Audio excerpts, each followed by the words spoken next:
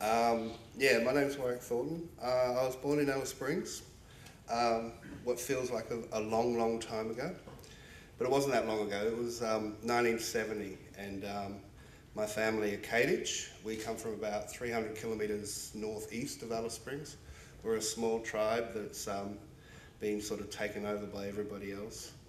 I grew up in a household in Alice Springs that didn't have much food but had a lot of love. Very much a bohemian household where artists like Emily and Ware would paint on our veranda, and Warumpi Band would hide all their equipment there so no one else could steal it when they were in town. And it was an incredibly beautiful journey that I've had in Alice Springs. I've had a lot of doors opened for me by people, and thankfully I was smart enough to walk through those doors. I started at the age of 16 at CAMA, the Central Australian Aboriginal Media Association, that my mother built. And anybody who doesn't like the word nepotism, I love it. It did wonderful things for me. Though I would get fired every second week because Mum would sack me if I did one little thing wrong, to set an example to the rest of the staff. It's interesting. I'll tell you a story. I'll tell you a story that became quite dynamic in my life and the way I think about what I do. And what I do is storytelling, and I use cinema to tell stories. And one day it's a sad story, but with an interesting outcome. One day, Karma had a music studio called Karma Music, where they were looking for the next Yuthi Yindi or Jessica Malboy. And they had an open door policy, so anybody could come in, any blackfellow could come in and sing a song. And one day, a nana came in and with a young 13-year-old girl, and basically, you know, she'd obviously been singing at parties and, you know, around the house and that. And the nana said, you know, her voice is incredibly beautiful. You know, can she have a try to record some stuff? And the grumpy sound engineer said, okay. And set up some music, played and did some backings, and got the girl into the soundproof studio, and she started singing, and she sounded terrible. And you could see the nana's love and expectations just die. And as the girl sung, her love, her dream of singing just died because it just didn't work.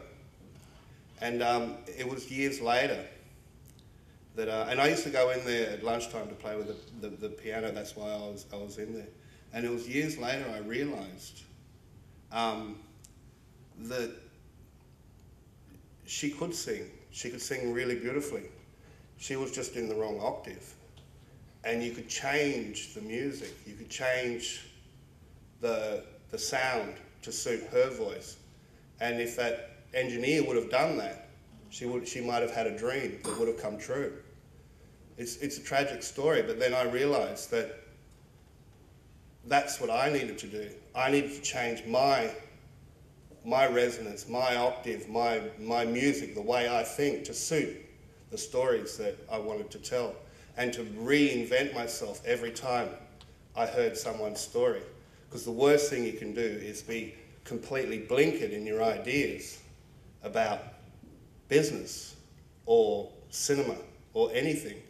You have to believe that you have to reinvent yourself. When I get a script, I don't change the script. I don't change someone else's story. I change myself to suit the story. And for me, that's really empowering. I take that to everything I do. It's like an architect who's going to do something in an Indigenous community. He has to change the way he designs a house to do with communal relationships. Where do you put the mother-in-law? It's really important. In the house, because we have to do this to everything. Indigenous culture's been around for a long time. We don't want to. It needs to move with the wind, or it'll break. But we need to. But business and storytelling and everything has to find out what Indigenous culture needs. It needs to change itself, reinvent itself, change its octave, its music to suit who we are. And I think that's a really beautiful thought, and I do that all the time. It's interesting.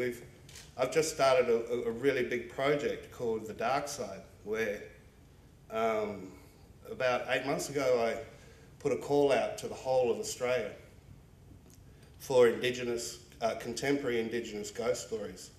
And the only thing I wanted was first-hand stories. They couldn't be Nana Ethel's story that's turned into an urban myth. They had to be a first-hand story that it actually happened to you.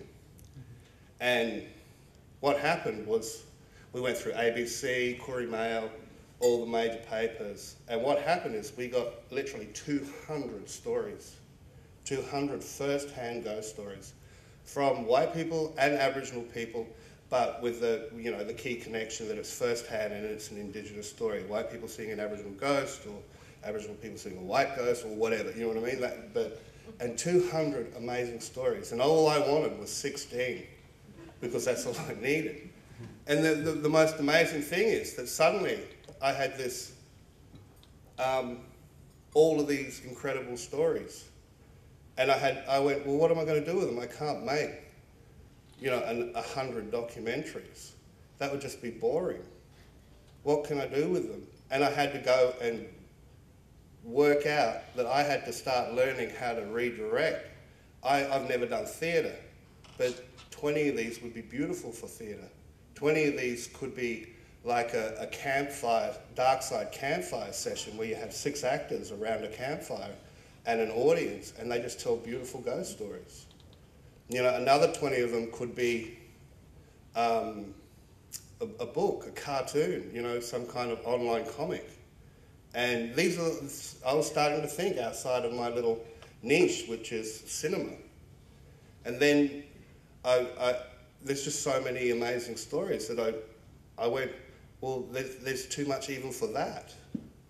And so I booked myself into one of these crazy things called a multimedia platform workshop that took 5 days and filled my head full of prickles. But it was amazing. It was just so enlightening.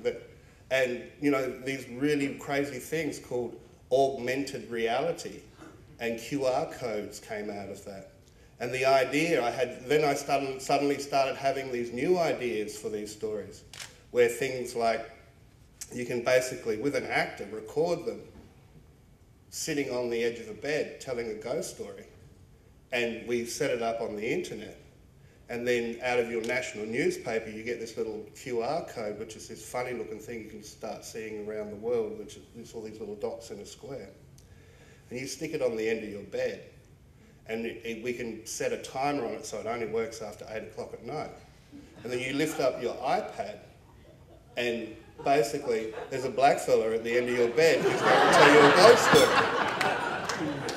And that's, we're starting to look outside of the square of just sort of what I know. And I find that incredibly empowering, and not only are we telling you a ghost story, or we're telling people's ghost stories, but the bedroom is the last bastion of sanctity.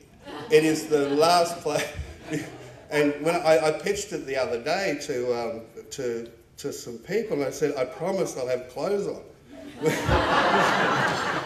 But it's just trying to breathe and just trying to find that new way of telling what we already do. We have an oral history, and it's incredibly empowering. The interesting thing about that story about the young girl is that years later I shot the Sapphires for Wayne Blair, and we had to do that on that film. We had to, obviously not for Jessica Malwood, because she's incredible, but for some of the other girls who will remain anonymous, we had to re-pitch all the music to suit them. And it worked perfectly. I think it's sad that that some people can be so narrow in their thinking that they can kill other people's dreams. And I think we just have to be open and to make other people's dreams come true, in a sense. Anyway, thank you for having me. And that wasn't 15 minutes. Oh, it's interesting. I was going. what 15 minutes of storytelling, is there a monetary perception to that? Can you actually count storytelling minutes in dollars? And I worked it out, and the cheapest I could do, 15 minutes of cinema, is $450,000. Now imagine all of the oral history we have, all of those amazing stories we have that are just, you know, that are dying every day with our grandmothers and grandparents. And, you know, you don't think of them as a financial incentive, but they have. Not only do they have a, you know, they're priceless in a sense, but if we thought of them that way, our grandmothers and grandfathers are worth an awful amount of money, you know, and maybe we have to look that way, because at the moment we're not looking that way and we're losing so many stories. So thank you anyway.